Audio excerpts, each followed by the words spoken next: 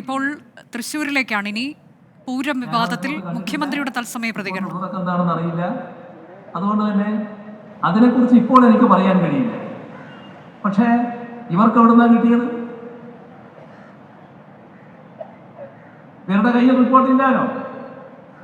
മനസ്സിലാക്കുന്നു, അറിയുന്നു എന്നൊക്കെ പറഞ്ഞ് അവർക്ക് തോന്നിയ കാര്യങ്ങൾ എഴുതി വെക്കുകയാണല്ലോ.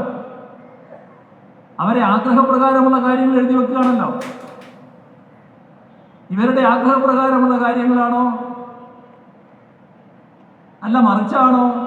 അതൊക്കെ റിപ്പോർട്ട് കണ്ടാലല്ലേ പറയാൻ പറ്റൂ. റിപ്പോർട്ട് വരാൻ ഇത്രയും ദിവസം എടുത്തല്ലോ. ഇനിയൊരു 3-4 ദിവസവും കൂടി കാത്തു നിന്നാൽ യഥാർത്ഥ റിപ്പോർട്ട് പുറത്തു വരുമല്ലോ. അപ്പോഴേക്കും ആളുകളുടെ മനസ്സിൽ ഒരു വല്ലാത്ത അന്തരീക്ഷം ഉണ്ടാക്കുക, വല്ലാത്ത വികാരമുണ്ടാക്കുക, എന്തോ സംഭവിക്കാൻ പാടില്ലാത്ത കാര്യം ഈ അന്വേഷണത്തിന്റെ ഭാഗമായി സംഭവിച്ചിരിക്കുന്നുവെന്ന പ്രതീതി ഉണ്ടാക്കുക. അതല്ലേ ഉദ്ദേശിക്കുന്നത്?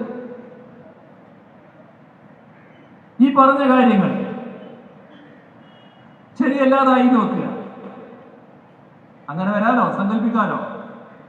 ശരിയല്ലാതായാൽ എത്ര വലിയ നെറികേടായിരിക്കും നിങ്ങൾ കാണിച്ചിട്ടുള്ളത്.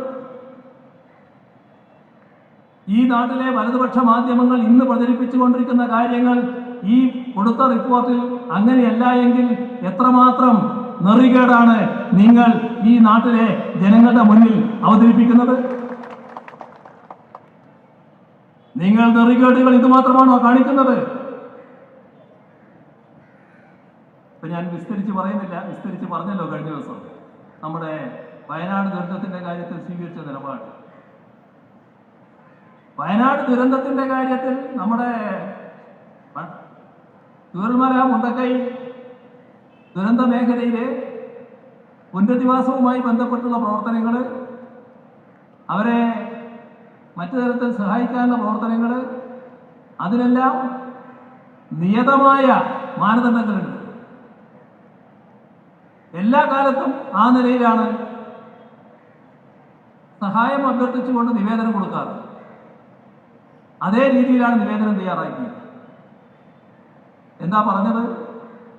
ചെലവിട്ടതാണ് കാണിച്ചതെന്ന്. ചെലവിട്ടതല്ല, ചെലവിത്രയും വരാനിടയുണ്ട് എന്നാണ് പറഞ്ഞത്. പുനരധിവാസം 2000 കോടിയിൽ പരം രൂപ വരും. അത് പറയണ്ടേ, കാണിക്കണ്ടേ? ഓരോ കാര്യവും അതിൻ്റെ മാനദണ്ഡം അനുസരിച്ചാണ് പറയുക. തരേണ്ടത് എത്ര എന്ന് അവരുടെ മാനദണ്ഡം വെച്ച്. പൂരം വിവാദത്തിലുള്ള മുഖ്യമന്ത്രിയുടെ തത്സമയ പ്രതികരണം. തൃശ്ശൂരിലാണ് അദ്ദേഹം സംസാരിച്ചുകൊണ്ടിരിക്കുന്നത്. ഇതിൽ റിപ്പോർട്ട് സമർപ്പിക്കാൻ 23-നകം സമർപ്പിക്കണമെന്നുള്ളതാണ് നിർദ്ദേശം നൽകിയത്.